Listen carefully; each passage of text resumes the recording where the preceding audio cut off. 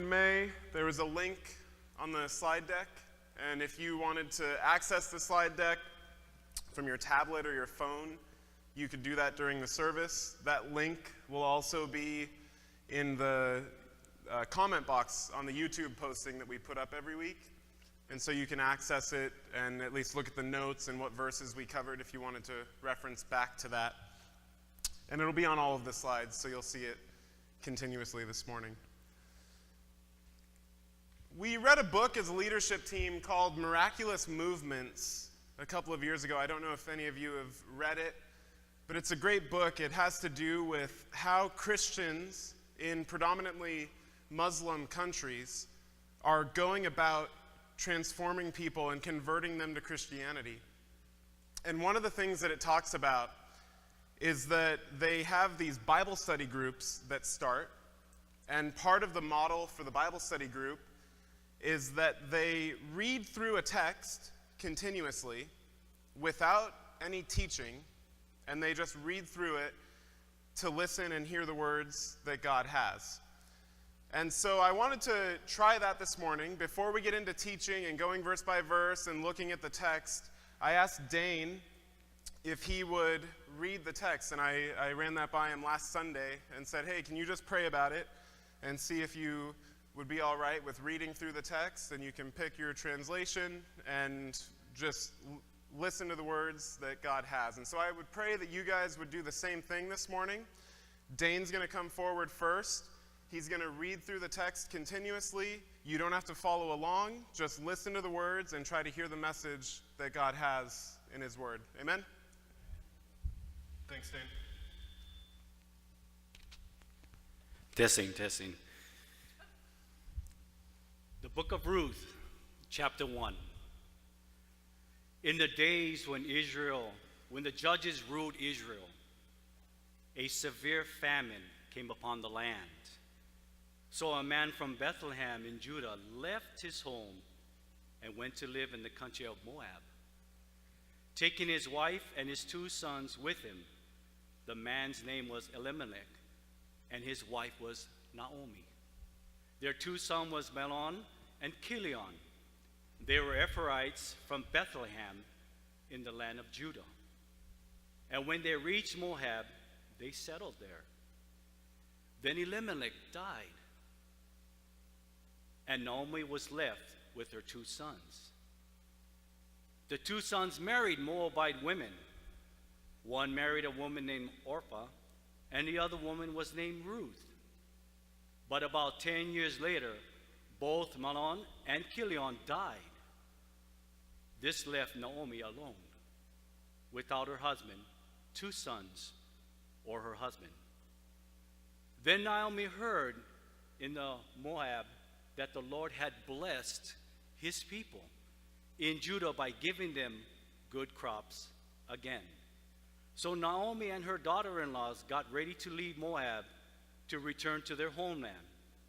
With her 2 daughters, she set out from the place where she had been living, and they took the road that would lead them back to Judah. But on the way, Naomi said to her 2 daughters-in-law, "Go back to your mother's homes, and may the Lord reward you for your kindness to your husbands and to me. May the Lord bless you with the security of another marriage." Then she kissed them goodbye, and they all broke down and wept. "No," they said, "we want to go with you, your people." But Naomi replied, "Why should you go on with me? Can I still give birth to other sons? Could you grow up to be your husbands? No, my daughters, return to your parents' homes, for I am too old to marry again. And even if it was possible, and I were to get married tonight and bear sons, then what? Would you wait for them to grow up and refuse to marry someone else? No, of course not, my daughters. Things are far more bitter for me than for you, because the Lord himself has raised his fist against me." And again they wept together, Oprah kissing her mother-in-law goodbye. But Ruth clung tightly to Naomi. "Look," Naomi said to her, "your sister-in-law has gone back to her people and to her gods. You should do the same." But Ruth replied, "Don't ask me to leave you and turn back. Wherever you go, I will go. Wherever you live, I will live. Your people will be my people, and your God will be my God. Wherever you die, I will die, and there I will be buried.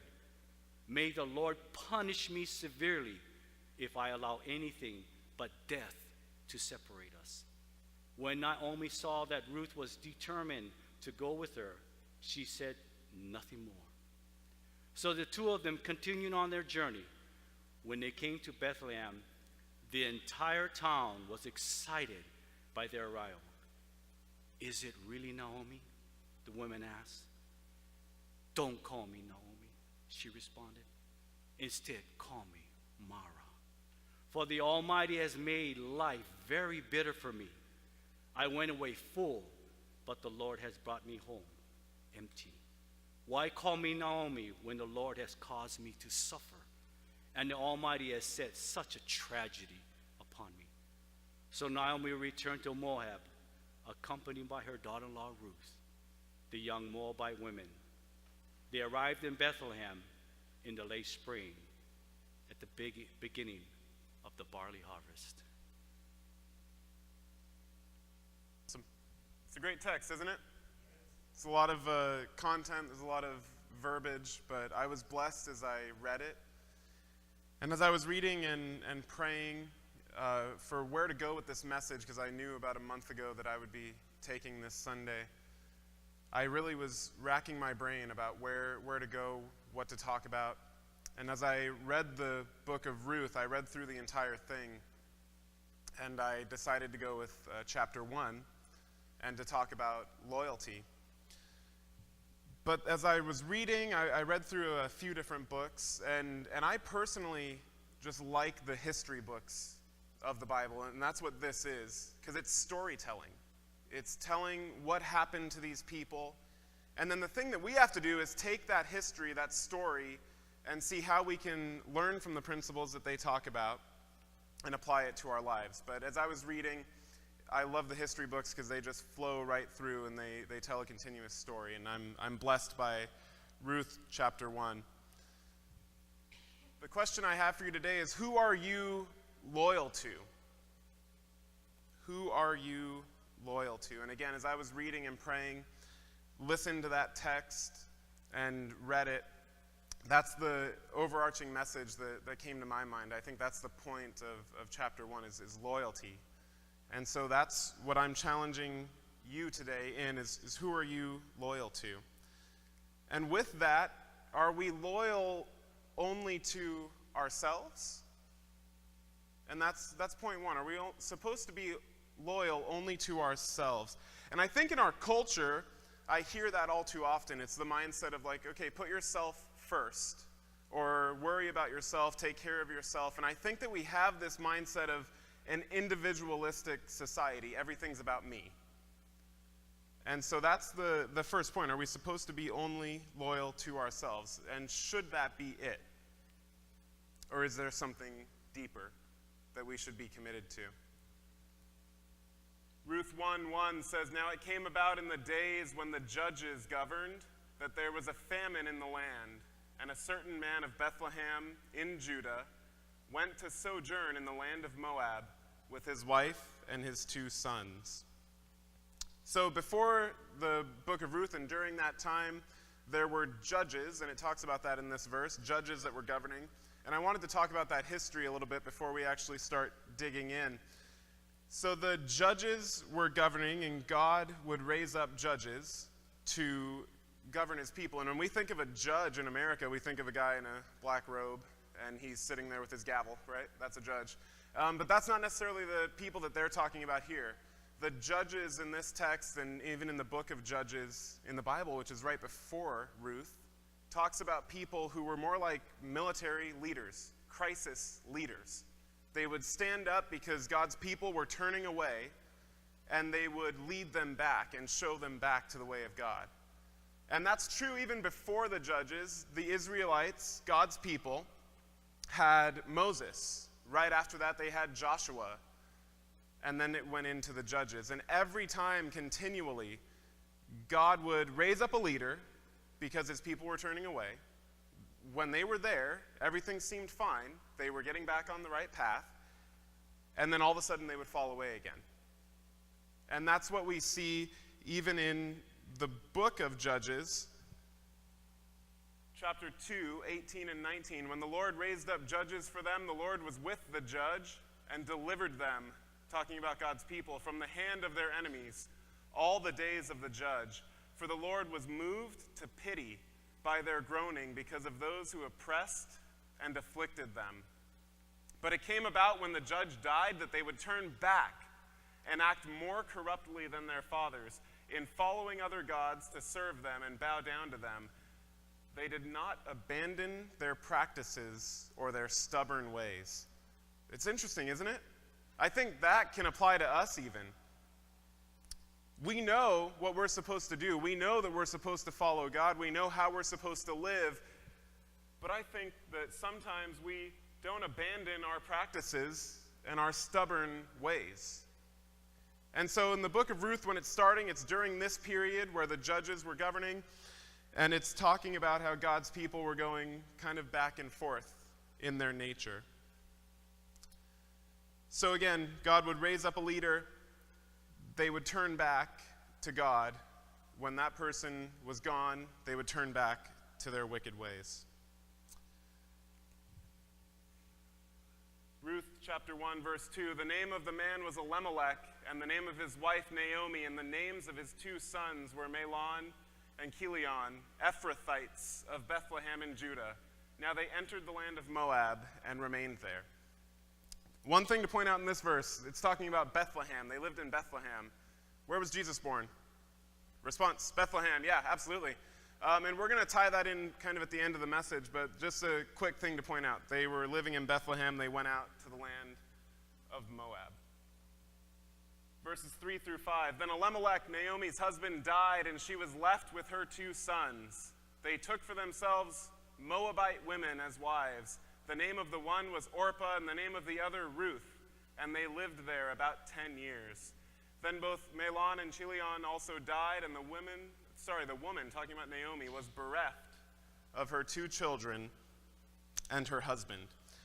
One thing to point out here, it doesn't say that Ruth and Orpah, with Naomi's two sons, had any children. So I think that's something important. And then also as we look at this, it's 3 verses, and I think in our minds sometimes we go pretty quickly. We're reading a text, and it looks like, oh, this is happening consecutively. Like, oh, they went to Moab, and then her husband died, and then her two sons died. And it's not really that way. You can see there in the text that it says that it was a span of about 10 years. And so there's time going on. They're living in that land, and there's a time span. Verses 6 and 7, then she arose with her daughters-in-law that she might return from the land of Moab, for she had heard in the land of Moab that the Lord had visited his people in giving them food. So she departed from the place where she was, and her two daughters-in-law with her, and they went on the way to return to the land of Judah. So they left Judah, they left Bethlehem, God's country, to go to Moab because there was a famine. And what this is talking about is that famine was over. God had blessed his people, they had food, and so since they didn't have any ties anymore in Moab, Naomi was making a decision to go back to her land, to the home country. And Naomi said to her two daughters-in-law, go, return each of you to her mother's house. May the Lord deal kindly with you, as you have dealt with the dead and with me. May the Lord grant that you may find rest, each in the house of her husband. Then she kissed them, and they lifted up their voices and wept. This reminds me of a time where I had a friend living here in San Diego, and they were conflicted as to what they were supposed to do. Were they supposed to stay here? Were they supposed to accept a job offer in another state? And I think that at the end of the day, they knew what they were supposed to do. They were supposed to go. But they were conflicted in a sense of, well, my family lives here, and maybe I don't need to, and they were going back and forth. And I had to talk to them and tell them the hard truth. In my opinion, it looks like you need to go and accept the job offer in the other state, because I think that's where God has you. And in this text, Naomi is telling her daughters-in-law, go return to your mother's house. And she goes beyond that. She's not just telling them go, but she also blesses them. And 2 times, and I find it interesting always in the Bible when there's things that are repeated. And we see in this text 2 times it says, may the Lord. So she wasn't just saying, this is something that I want, you need to go do it. She's saying, may the Lord be with you. May he deal kindly with you as you have dealt with me in the dead. And may the Lord grant that you may find rest, each in the house of her husband. She's saying, blessings to you, may you go and depart, and may you find rest with another person. May you have peace in your life as you go. And then it says at the bottom that she kissed them. And that's an interesting thing, because in our opinion, in our culture, it's just like, okay, kissing and that is not necessarily signifying much. But here in their culture, it's talking about a goodbye. So she blessed them in the Lord. She said, may the Lord be with you. May he grant you rest.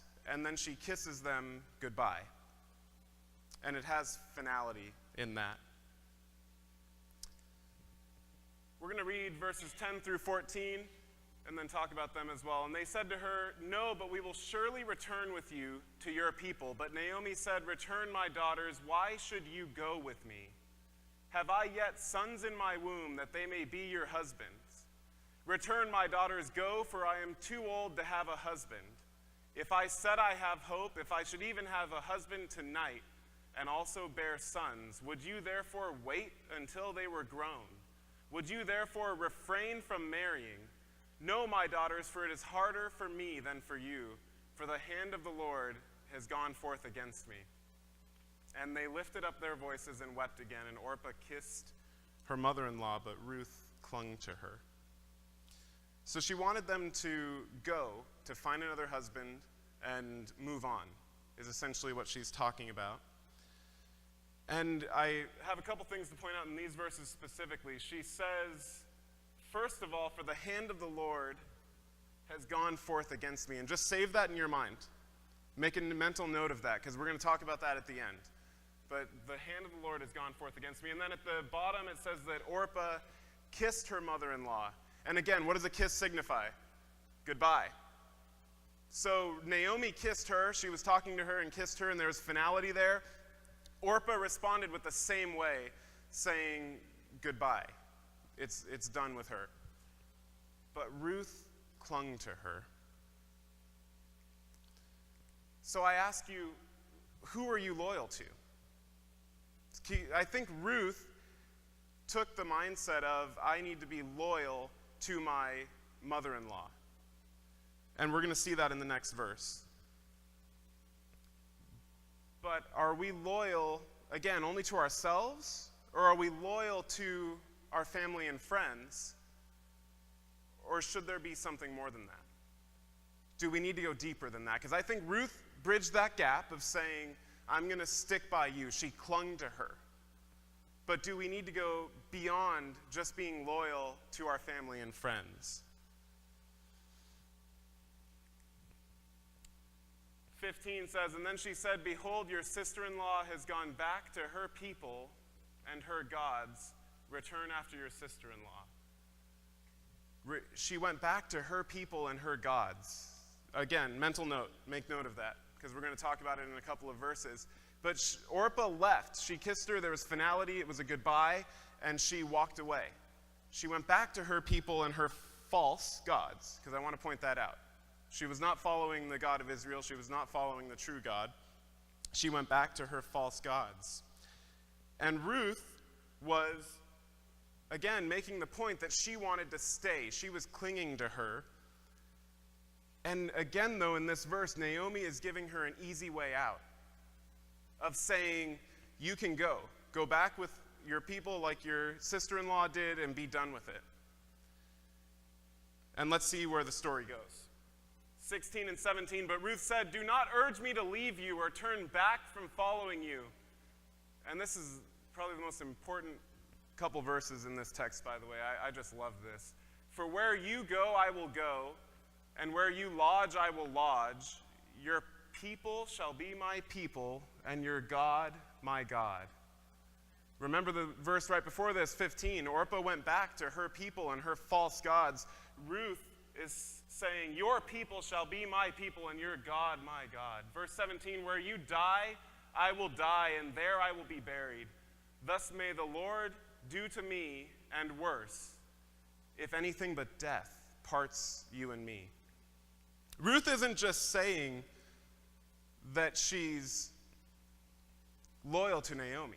She's not just saying that it's a personal connection between them. She takes it a step farther when she's looking at who she's loyal to say that her people, Naomi's people, will be her people, which, again, we know if Naomi was in Israel, it's God's people.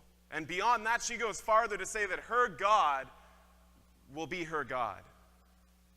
So when we're asking, who are you loyal to, should we be wholly loyal to God? Should all of our being be loyal to God? Absolutely. And I think that's it. When we look at who we're loyal to, we should be loyal to God. See, and in this verse right before that, though, she goes farther to say that only death could separate them. So I don't think that it's bad to say that you're loyal to your family, that you're loyal to your friends, because Ruth does do that. And so when we look at the 3 points, should you be loyal to yourself? I think so. Should you be loyal to your family and friends? Absolutely. If they're on the right path, if they're with God, you should be. But that's not it. That's not only it. We should be a step farther than that, wholly loyal to God.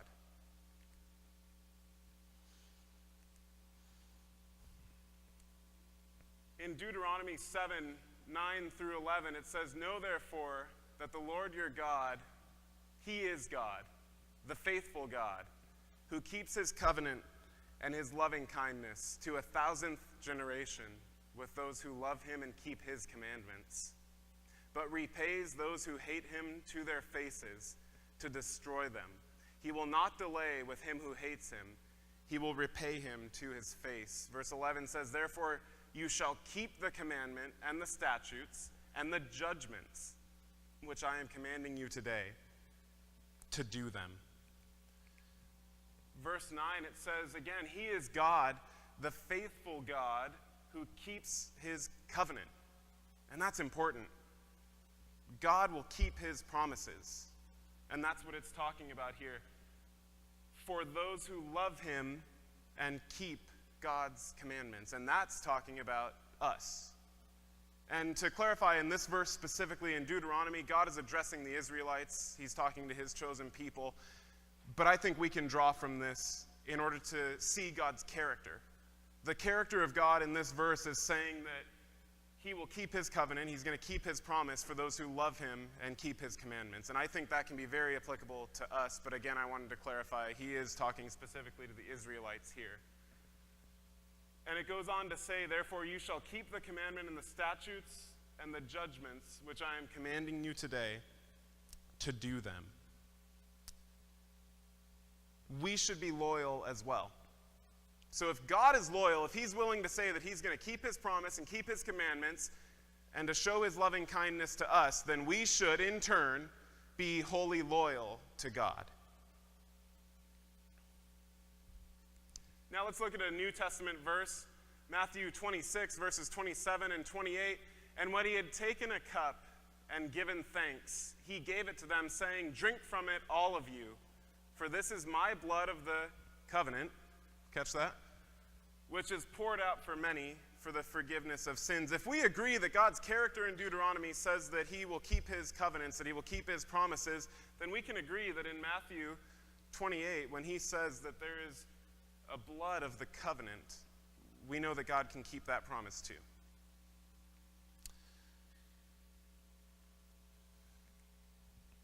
In 1 John 3:24, it says, "The one who keeps his commandments abides in him, and he, God, in that person, in him. We know by this that he abides in us by the Spirit whom he has given us." And that's important.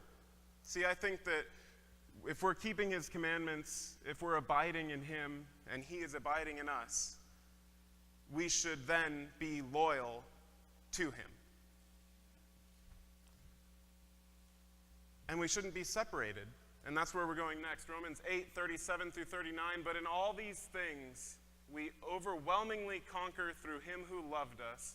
For I am convinced that neither death, nor life, nor angels, nor principalities, nor things present, nor things to come, nor powers, nor height, nor depth, nor any other created thing will be able to separate us from the love of God which is in Christ Jesus our Lord." That's a pretty long list, isn't it? He's going through and saying there is nothing that can separate you from the love of God. And what God is asking is that we should be loyal to him. And the point I'm making by bringing up these three verses is that the God in Deuteronomy that will keep his promise and his covenant and his loving kindness towards us that keep his commandments, the God in Matthew that poured forth his blood in a new covenant, and the God in 1 John that they talked about that's with us on this earth still today will keep his promises. He'll be loyal to us, and in turn we should be loyal to him. "Your people shall be my people, and your God my God." So I ask you again, who are you loyal to? Is it only yourself?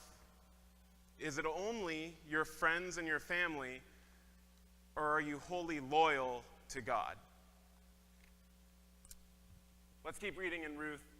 "When she saw that she was determined to go with her, she said no more to her. So they both went until they came to Bethlehem.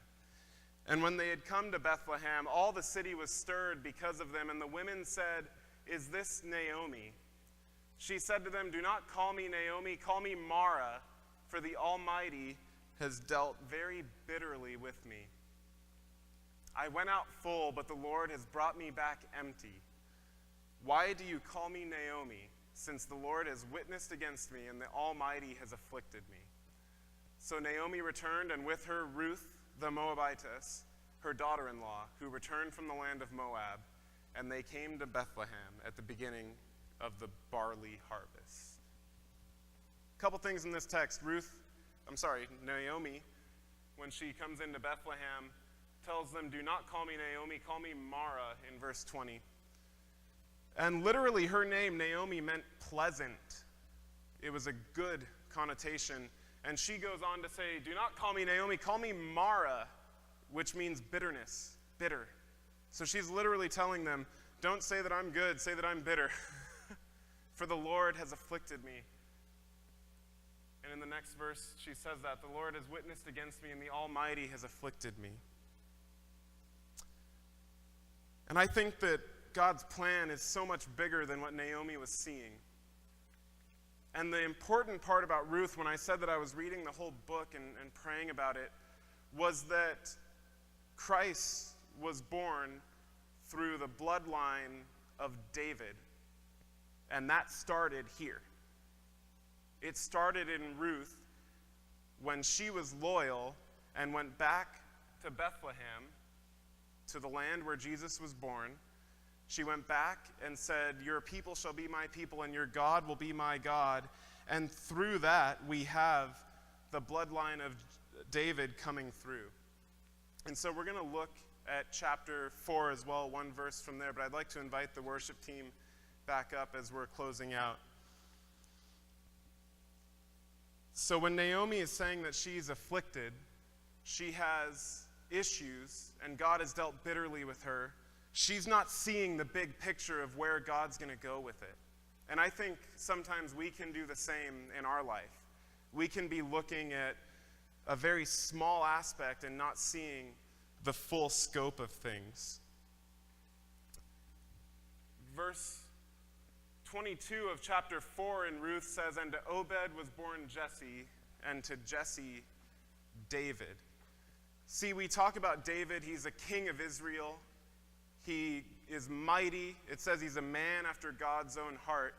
But the important thing is that the King of Kings, the Lord of Lords, is born through the bloodline established here. To Obed and Ruth was born Jesse, and to Jesse was born David. And through that, there's prophecy that talks about how from David, Jesus Christ will be born. And that's the most important thing in the book of Ruth, is that Jesus comes from them. So when we look at who we're loyal to, if we're being wholly loyal to God, where my mind goes is, what if Ruth hadn't have been? What if she would have been like her sister-in-law, Orpah, and turned back and gone to her people and her false gods and not have had that resolution? What if she would have taken that easy way out that Naomi tried to give her and test her in? See, we serve a God who is loyal to us. And so when we look at who we are supposed to be loyal to, I would challenge you to be wholly loyal to him. Amen.